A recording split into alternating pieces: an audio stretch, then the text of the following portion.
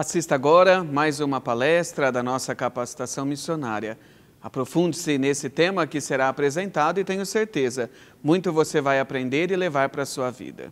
E nós vamos falar então daquilo que nós somos já conscientes e praticantes e doadores e servidores de sabor, de luminosidade, né?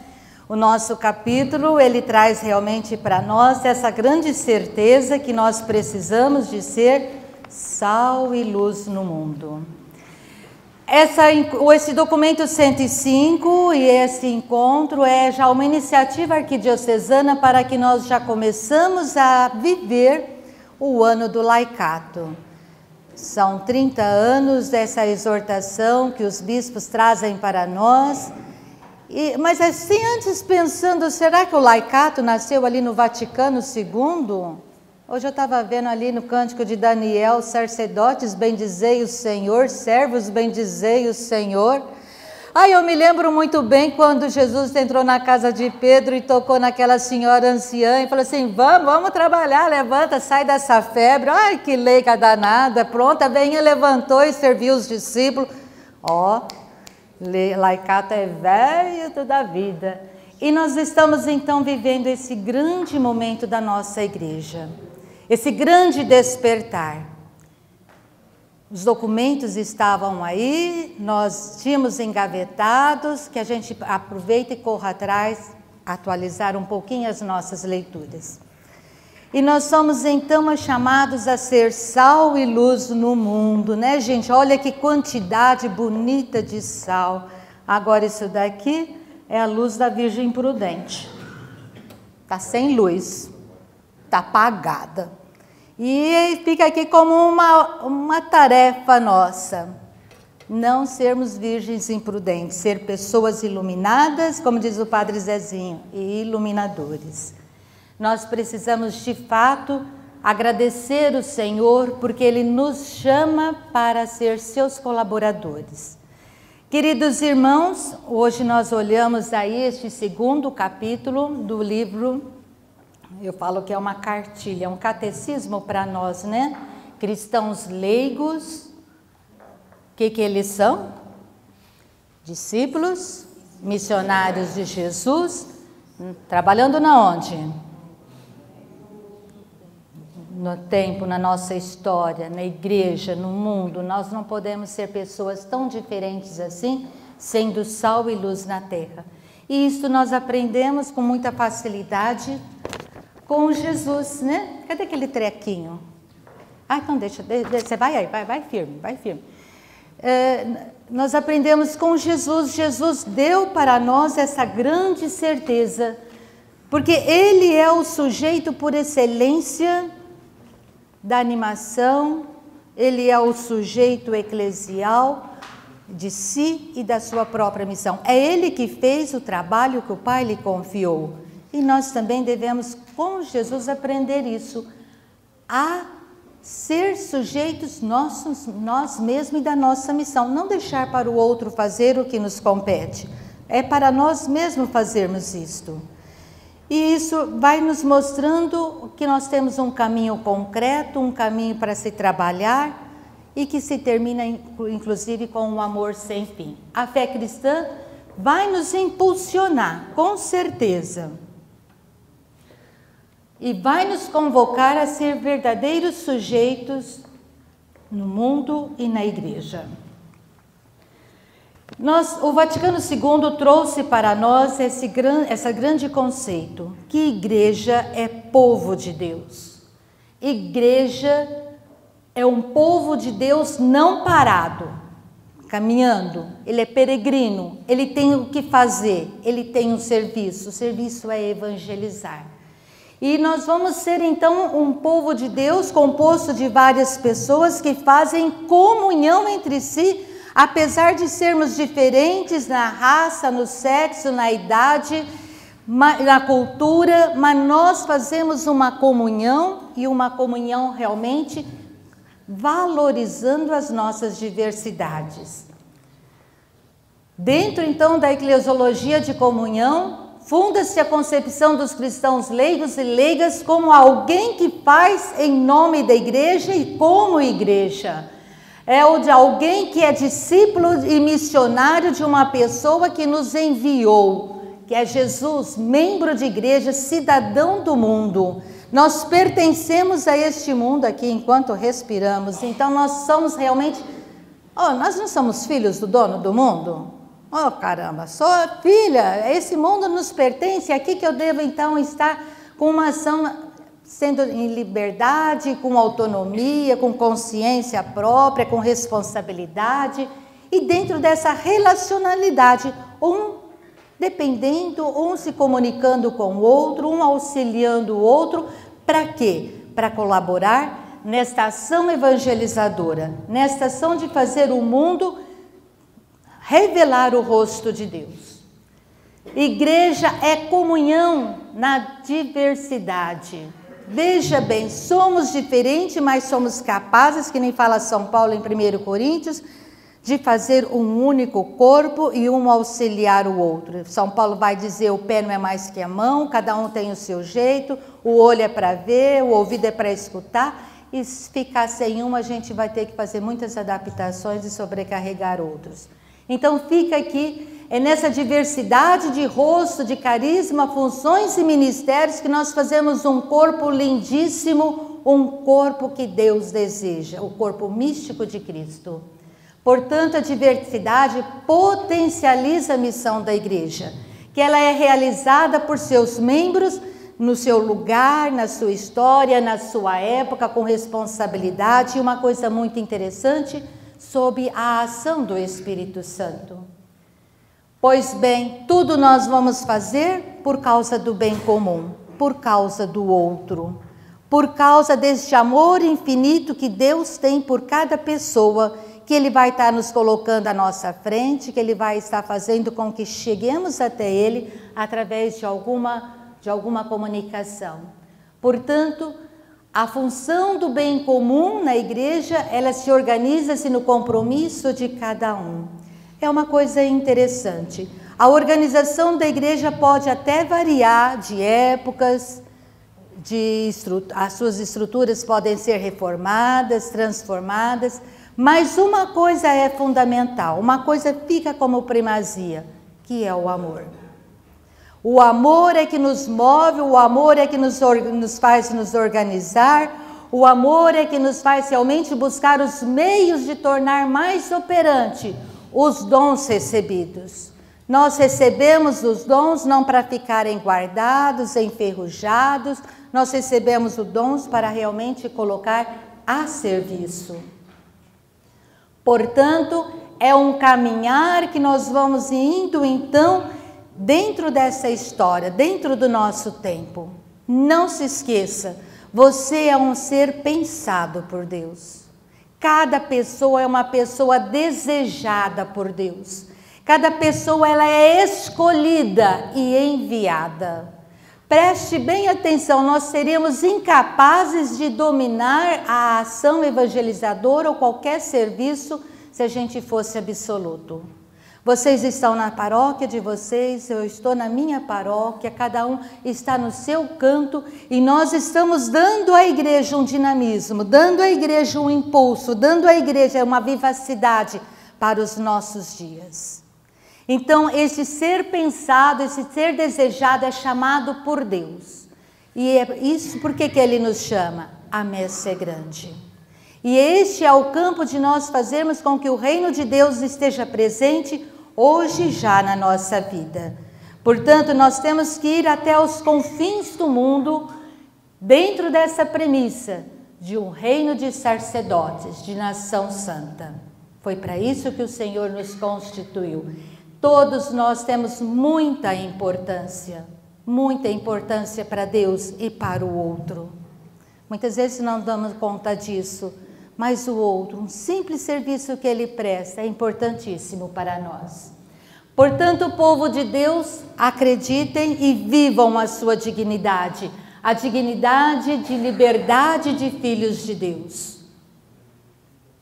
Filhos de Deus, filhos amados, nós temos uma lei, é o mandamento novo, o mandamento de amar, mas amar como Cristo amou. Nós temos uma meta, que é o reino de Deus a ser estendido. O reino de Deus precisa estar aqui conosco, tendo sempre Cristo por cabeça. Nós possuímos essa vocação, a vocação está dentro de nós de sermos o germe da unidade, da esperança, o germe da salvação. Queridos irmãos, não podemos esquecer que nós somos chamados a ser instrumentos de redenção para todos e ir ao mundo como sal, como luz. É muito grande o nosso trabalho, é muito valioso, e nesse serviço, então, nós vamos dando aí ao mundo essa inter-relação, nós vamos nos relacionando conosco mesmo, com o outro, eu vou precisando do outro, o outro está precisando de mim, e é por isso que há uma valorização dessa diversidade. Se todos fossem cozinheiros, quem é que ia limpar? E ali a gente vê o nosso São Paulo dizendo, um é apóstolo, o outro é doutor, o outro é profeta. É assim, é nessa diversidade que acontece a beleza da nossa igreja. Interessante que Jesus, ele não se preocupou e ele não quis formar um grupo elitizado. Ele quis, de fato, um grupo de discípulos que saísse e evangelizasse a todos, sem fazer distinção.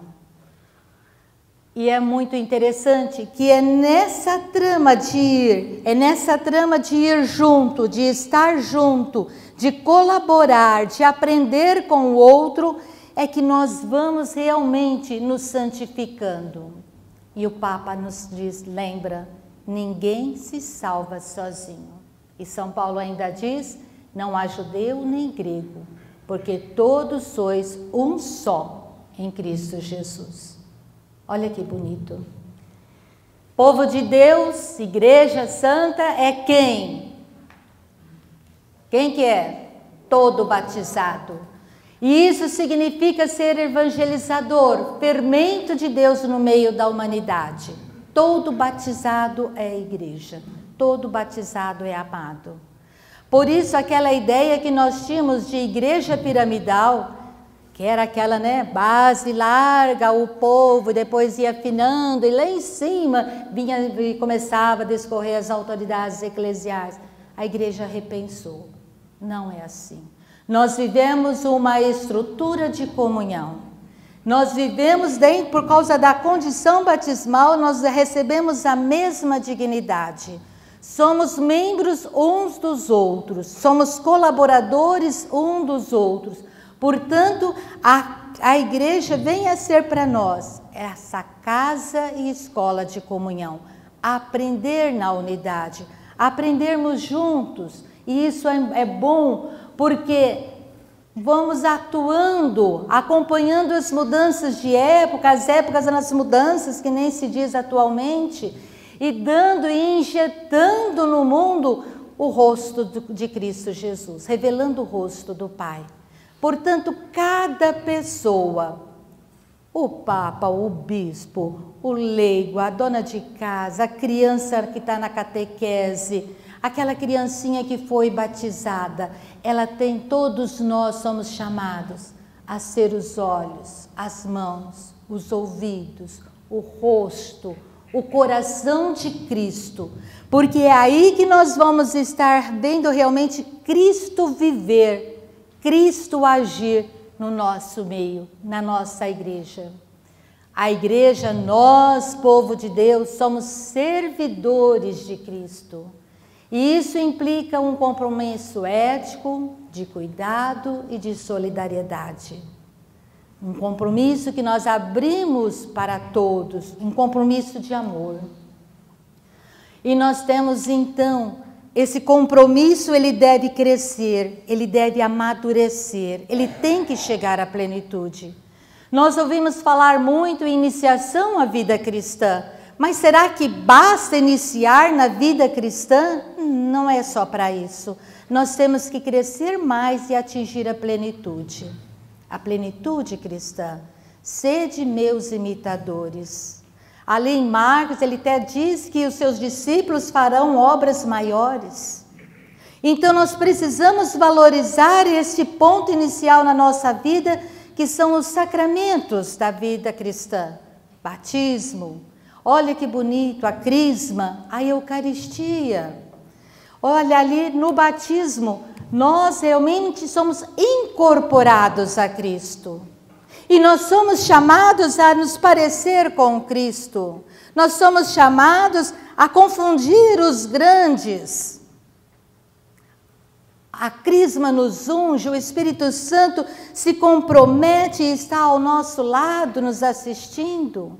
Na Eucaristia, gente, que coisa interessante, todos comem do mesmo pão.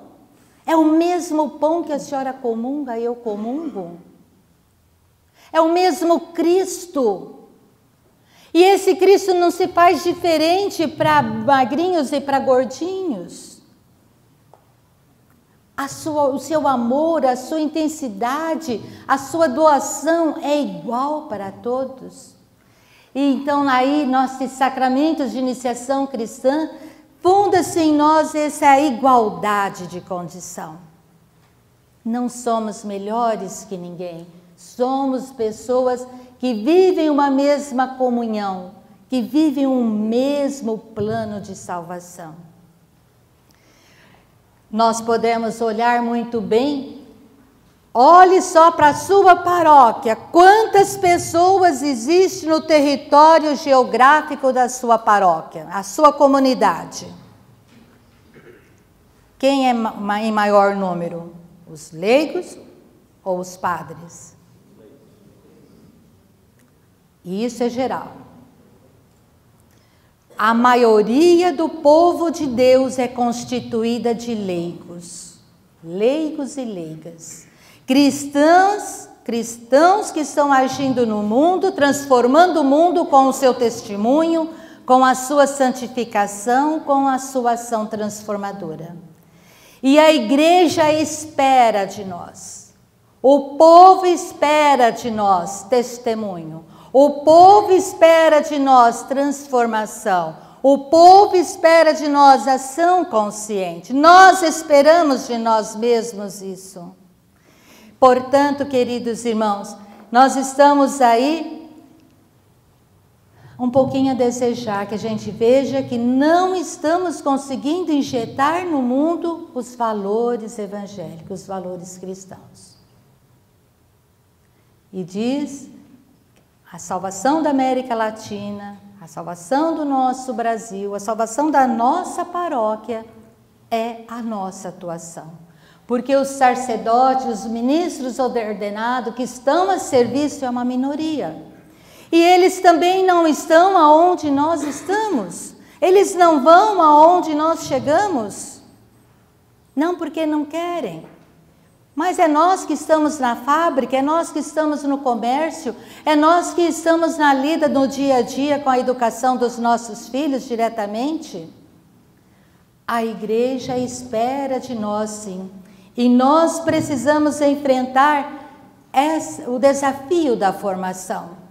Nós precisamos enfrentar essa ação transformadora. E que muitas vezes a gente se pergunta como fazer. Mas é assim. Se reunindo, trocando ideias, buscando formação, orientação, experimentando também, fazendo, não precisamos ter medo. E isto tudo traz para nós uma identidade e dignidade da vocação laical. Nós somos identificados. O batismo nos concede uma dignidade que ninguém nos rouba. E é uma coisa interessante. Igreja, no mesmo corpo temos muitos membros com funções diferentes, sendo um membro dos outros. Isso nos traz uma dignidade de membros comum, que não há desigualdade entre nós. É uma coisa muito importante. Esse grande vínculo que tem que existir entre leigos e sacerdotes, leigos e o clero. Nós não somos adversários. Ninguém é mais, ninguém é menos. A diferença está na sua função. E essa função tem que ser respeitada.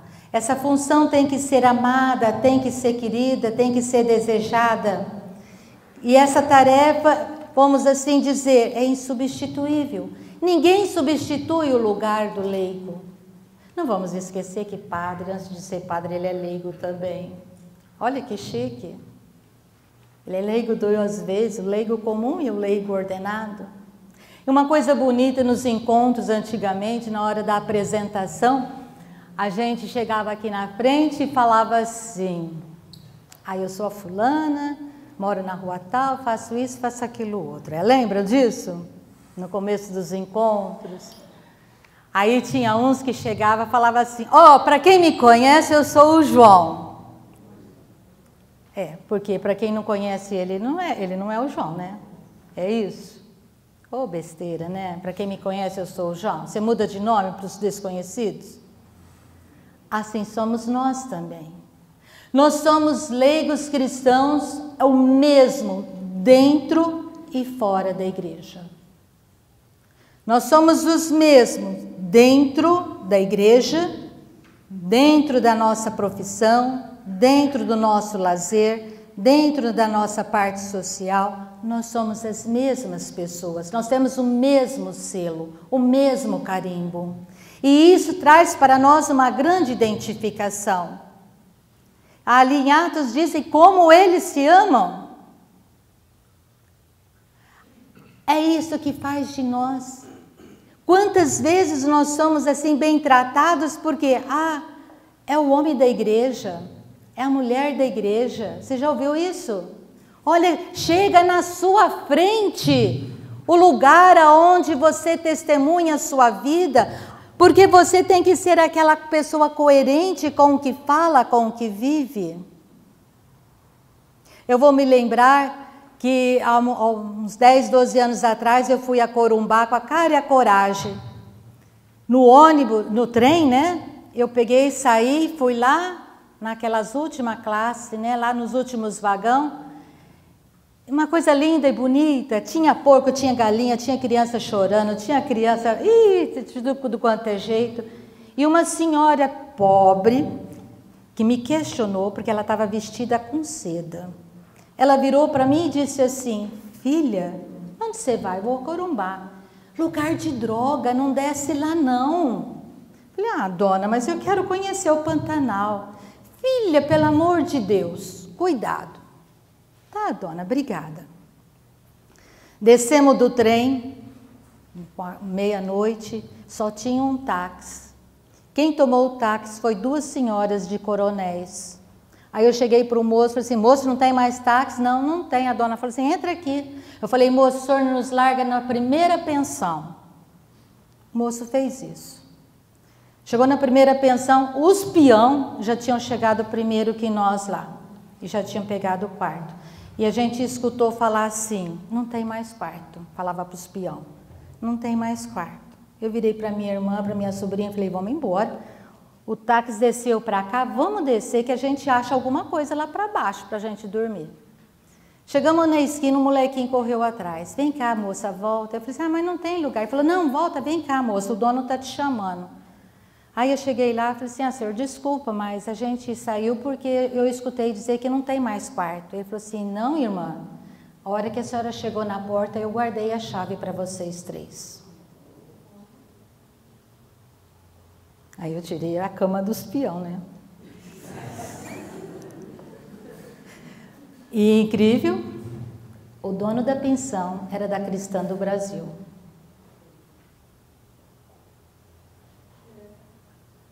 Marcinho, você lembra lá em Belém do Pará? Eu não tinha dinheiro para voltar, que eu já tinha gastado todo o dinheiro. Nós não tinha comida para comer.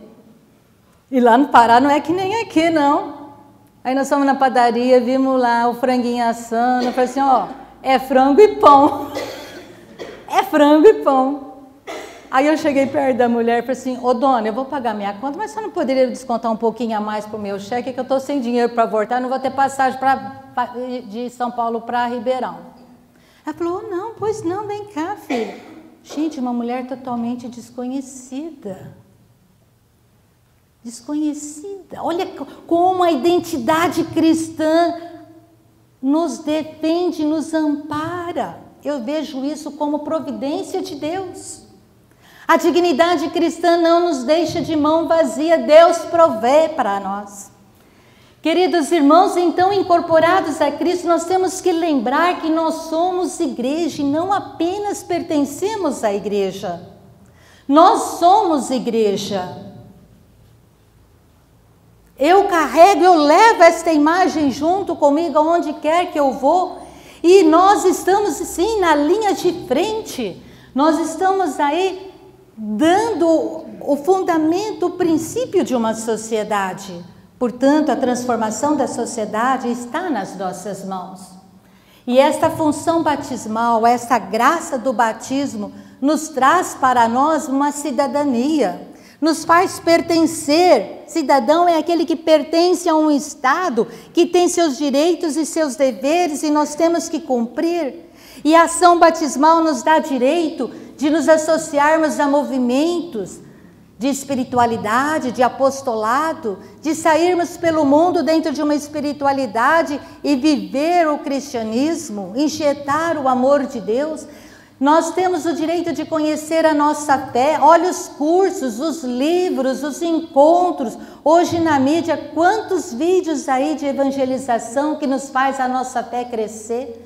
Temos o direito de participar dos sacramentos, de manifestar e ser ouvidos. Olha os nossos trabalhos de grupo, as nossas reuniões de reflexão.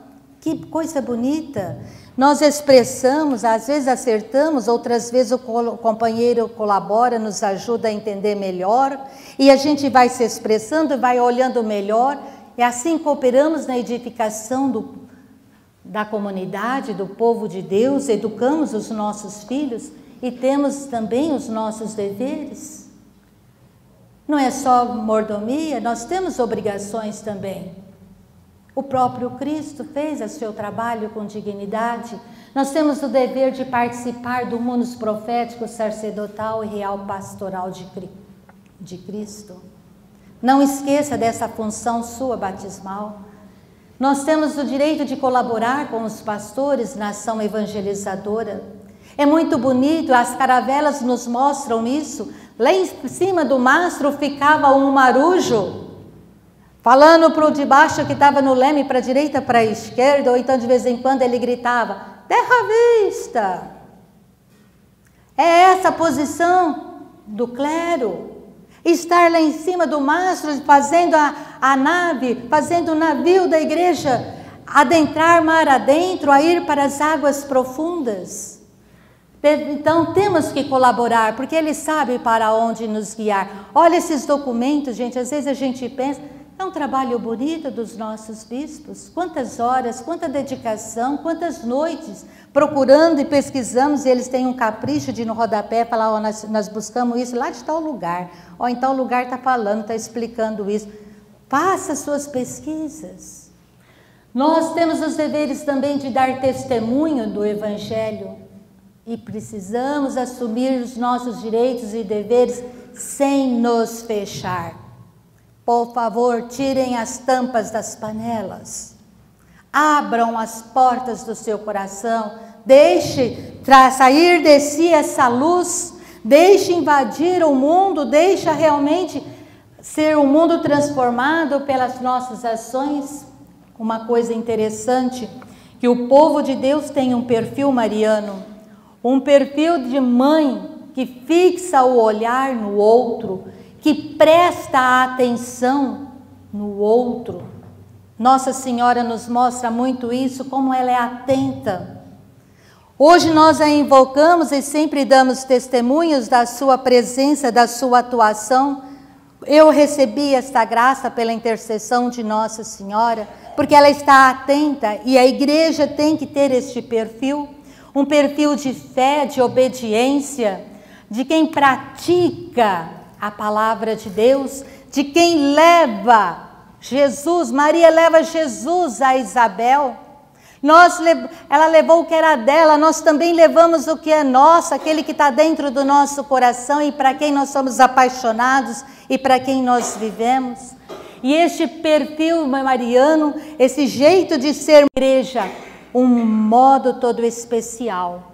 E ela é o verdadeiro sujeito, ela faz, é ela que realiza na comunidade cristã. Esteve presente desde o comecinho no plano da salvação. Preservou os apóstolos, esteve junto com os apóstolos na vinda do Espírito Santo. Ficou ali na hora da igreja nascente. E nós, leigos, precisamos estar como Maria. É muito importante nós olharmos que homens e mulheres temos uma vocação universal, a santidade. Cultivar a vida interior. Cultivar a vida interior é retirar também os ressentimentos, as mágoas. É dar espaço para que viva não mais esse espírito de divisão, mas a cura interior vai nos impulsionar para horizontes sem fins. A cura interior vai nos colocar para a frente. Senhor, aonde queres que eu esteja? Senhor, como fazer? Me ajude, me auxilie. O Senhor faz, eu te ajudo. Nós somos chamados a cultivar uma relação pessoal com Cristo. Oração, celebrações, gente, retiros, frequência, sacramentos. É relacionar com o Senhor. A santidade, vamos ler junto? A santidade de vida torna a igreja atraente e convincente, pois os santos movem e abalam o mundo. Olha que interessante, os santos movem e abalam os mundos. Você pode fazer isso. Cristãos leigos têm que se santificar. Ele mesmo diz, sede perfeitos. E nós vamos nos santificar, nós vamos nos purificar na onde? Sim, é ali, entrando nas realidades. Quais as realidades que estão hoje sendo apresentadas para nós? Nós nos santificando, participando das atividades terrenas, sendo bons trabalhadores, trabalhadores honestos. Quais as atividades? O lazer, o estudo, a família, tudo que é comum para um ser humano. É ali, são condições que vão nos lapidando. E é no cotidiano, na vida profissional, na vida social, que nós vamos dando esse testemunho, nós vamos semeando, nós vamos regando, nós vamos fertilizando o que já está plantado. Até diz que uns é o que planta, outros são os que colhem.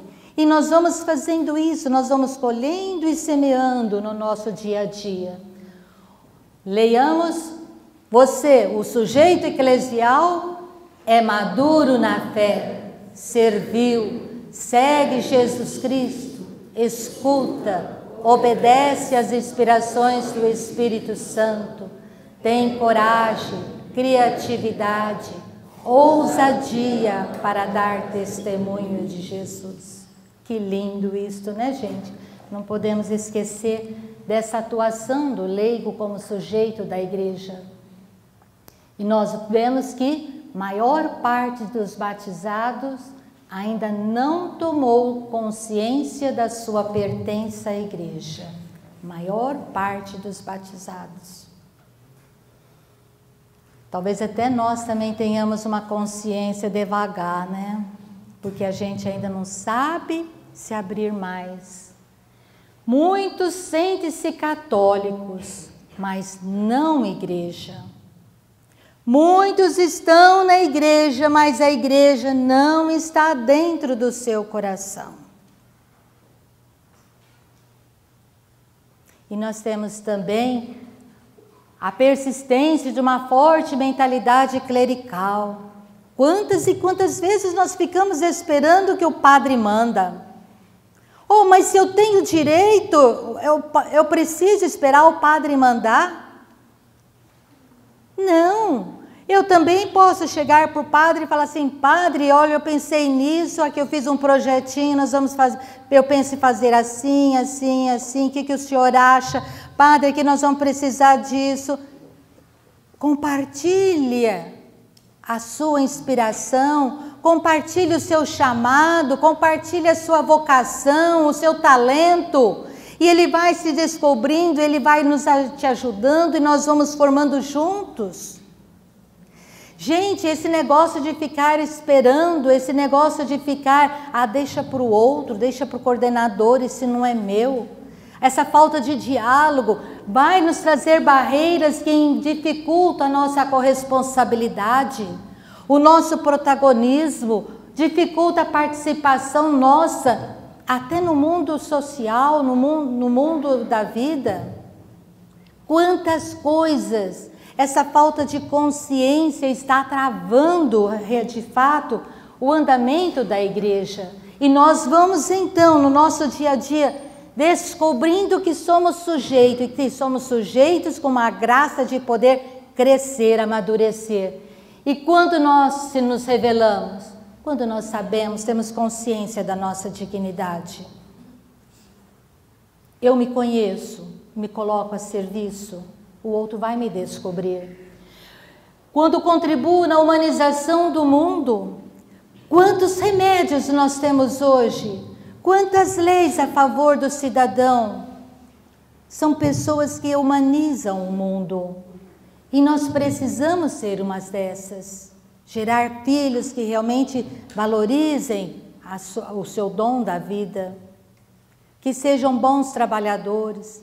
Uma vez eu escutei de um padre que a mãe disse assim para ele: ó, meu filho, você vai ser padre? Mas uma coisa eu te peço. Eu não quero você padre, não. Você precisa ser um bom padre.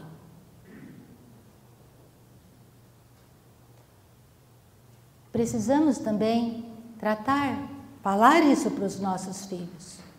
Você vai ser motorista? Você tem que ser um bom motorista. Saber atender as pessoas. Quem anda no transporte coletivo sabe muito bem como a gente sofre, né? Cadê a humanização? E quem está dirigindo? É um cristão.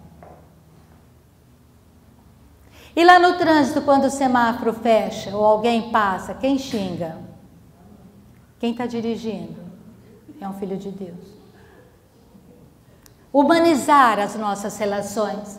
E nós vamos descobrindo quando também nós somos responsáveis por nós mesmos. Quando nós temos realmente condições de viver livres, com autonomia, sabendo decidir por si, nos relacionando. Não se esqueça, o Espírito Santo não faz distinção, ele derrama os seus dons a quem quer, a quando quer, do jeito que quer.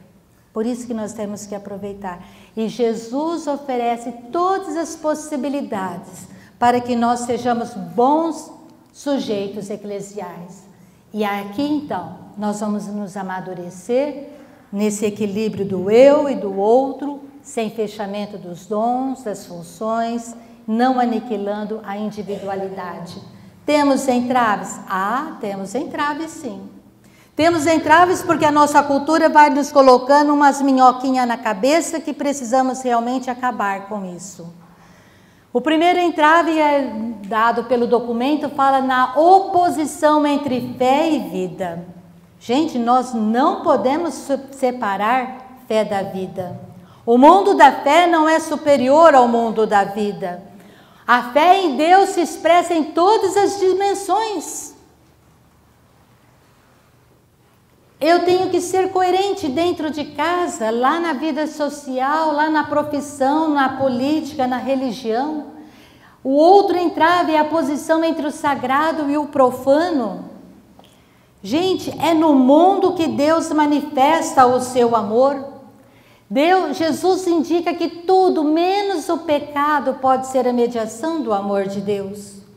Por que nós desprezamos o mundo? Eu não vou no baile porque eu sou católica. Eu não vou fazer.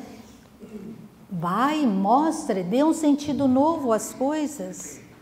Santa Teresa de Ávila, ela falava que ela encontrava Deus até nas panelas. Ela não ficava só na capela, não. Um outro entrave, a posição entre igreja e mundo. O mundo é do pecado, o mundo está perdido. Gente, sai isso da boca do cristão. Cadê a tua esperança? Cadê a tua força transformadora? Não esqueçamos a encarnação. Olha o quanto que Deus entra neste mundo. Ele sofre o vento no rosto, ele fica despenteado, passa fome. Ele entra na nossa história. Como que nós vamos separar o mundo da nossa fé? Outro entrave que atrapalha a pessoa ser um sujeito eclesial, a identidade eclesial e o ecumenismo, como se o ecumenismo fosse uma coisa ruim e que desse para nós a perda da identidade católica. Não é por aí, não. Não colocamos obstáculos à vontade de Jesus, que todos sejam um. Aprendemos a dialogar, a conviver com o outro irmão. Precisamos de fato olhar isso daqui. Acho que agora é assim? Interessante. O âmbito da comunhão eclesial, aonde que nós vamos agir? Oh, gente, lá no céu é para dar glória para Deus, tá? Diz que é um canto de louvor sem fim. Então, Esther fala, descansa em paz. Então, é aqui que nós temos que trabalhar. É aqui que nós temos que fazer. Igreja e mundo é o espaço em que a gente é cristão. Igreja e mundo é o espaço onde eu sou um sujeito. E onde eu sou sujeito? A família. É o primeiro campo de ação do cristão leigo. A família é onde gera a vida. A família é onde nós estamos ali presente, onde o leigo está inserido por primeiro. A família, gente, é o único patrimônio que nós levamos para o céu. Sapato, chinelo, carro, título de clube, vai ficar aqui. E precisamos trabalhar muito bem na família. Olha aí, Amores Letícia nos ajudando. Outro lugar, as paróquias, as comunidades eclesiais, com as suas realidades, com as suas reuniões, com seus grupos, com seus setores, com as suas pastorais. E eu faço a pauta do conselho, pego a lista de presença, aí eu falo para o padre, padre, tem coordenador que aqui nunca veio, eu acho que nem virá. E é ali na paróquia, nas reuniões que você cresce. E o padre marca a formação, é aquele pingo de gente. E ainda pergunta assim, quem que vai pregar? Ah, então não vou não. E os conselhos?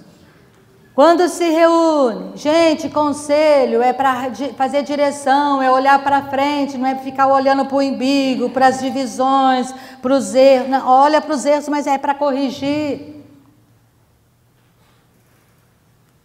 Nós precisamos, e nós temos um campo tão bonito, né? Os conselhos de pastorais, os conselhos econômicos, aquela transparência, aquela força na nossa igreja.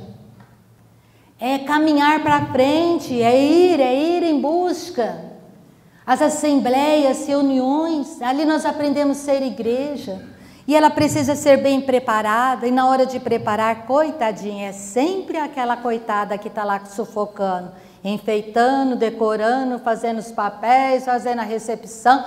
Ela joga em tudo, no gol, na área de ataque, está em tudo. E se todo mundo tem dom, oh meu Deus do céu, nas comunidades eclesiais, nas pequenas comunidades, olha como que aí nós temos aí o lugar de a gente expressar a nossa fé, de evangelizar, ser evangelizado, de partilhar a palavra de Deus, um espaço único. Nos movimentos, gente, a igreja não proíbe você entrar em movimento nenhum, pelo contrário, ela favorece, ela não te impede, porque os movimentos, os apostolados, as novas comunidades são para nós frutos do Espírito Santo. São para nós um meio da gente poder agir. E nós temos essa liberdade de nos associarmos. E é por isso que está desperta dentro de nós este grande dom do Espírito Santo. Carismas, serviços, ministérios. E nós olhamos, o exemplo maior está em quem? Lá na Santíssima Trindade. Um só, na diversidade de pessoas. A igreja é una, portanto, os dons e os carismas precisam ser colocados em práticas, precisam impulsionar e gerar uma nova vida, ser recebidos com gratidão. Que bom que você descobre um dom em você, coloque, desenvolva, reconhece o do outro, exercite junto com os seus pastores, eles vão te canalizar, eles vão te orientar para a perfeição, para a graça. E aí nós vamos então assumindo a nossa vida. Por que você usa os seus dons só dentro da igreja, fechadinho ali? Na hora de você ser um vereador, de você ser um homem público, você se nega e entra e se corrompe, se contagia pelas coisas do mundo. O próprio Cristo disse que nós vivemos do mundo sem ser do mundo. E é aí sim que nós vamos exercer a nossa cidadania eclesial, é aí que nós vamos levar o Evangelho, como diz o Papa, aproximar das periferias. Cadê a nossa luta? Quantas e quantas vezes até a igreja traz para nós abaixo-assinados contra o aborto, contra alguma coisa que prejudica o cidadão, nós omitimos de entrar numa ação pública. E nossa atuação cristã é um serviço cristão no mundo. A nossa ação lá no mundo, no profissional, no social, é um serviço à humanidade, faz parte da missão do povo de Deus. Nós somos chamados a transformar o mundo e não podemos separar o homem igreja do homem cidadão do mundo, do homem civil. Somos uma única pessoa. Corri aqui, né? Cristãos leigos, eles entram e saem da igreja para o mundo com a mesma roupagem. Não é preciso sair da igreja para ser homem público, para entrar no mundo. E quantas vezes nós vemos isso? Está certo que alguns trabalhos exigem, mas o cristão sempre sabe que ele tem que ter contato com o seu Deus. Aí o homem político, o jogador, o atleta deixa de rezar, deixa de frequentar a comunidade em desculpa da sua atividade profissional. O cidadão maduro, o cristão maduro, ele não precisa sair do mundo para entrar e servir aqui na igreja, porque ele vai, aliás, é ao contrário, né? O cidadão maduro não precisa sair da igreja para servir ao mundo, e não precisa sair do mundo para entrar e servir na igreja.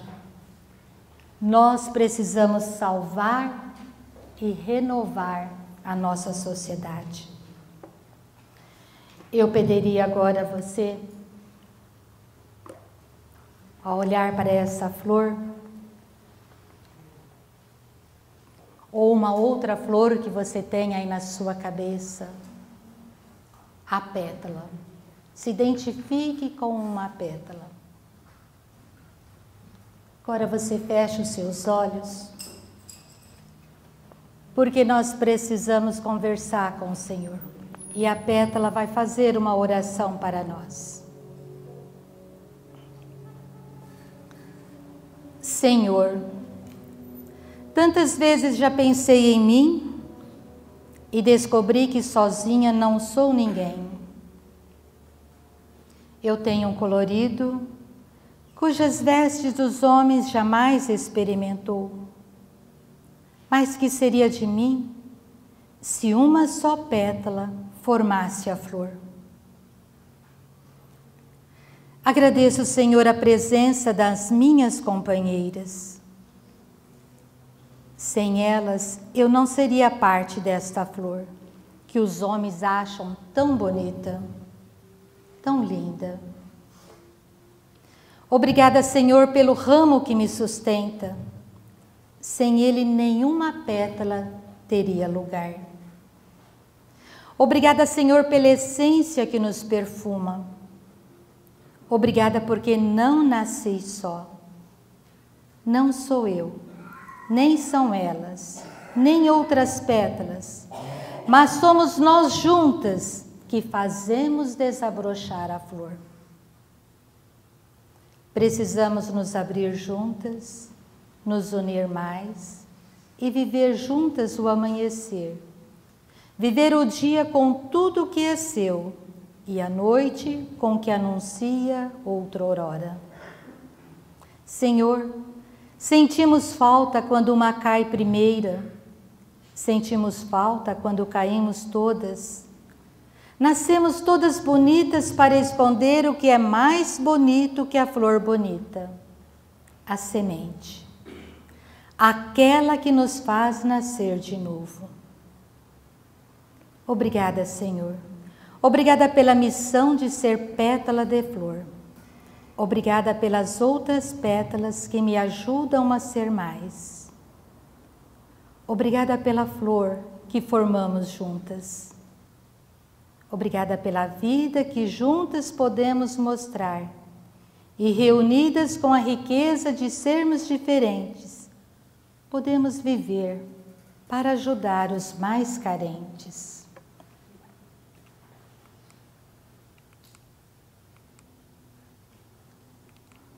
Uma coisa interessante que na nossa comunidade, umas pétalas já estão ficando mais adultas, outras estão chegando, e há sempre alguém que vem beber do nosso néctar. Juntos, que ninguém roube a alegria do Evangelho, a capacidade de ser sal, o poder de ser luz, a força do fermento. Diga isso para quem está do seu lado. E esta foi mais uma reflexão que fizemos em nossa capacitação missionária. Compartilhe você nas suas redes sociais, ajude-nos a divulgar este conteúdo tão importante para a nossa reflexão e aprofundamento.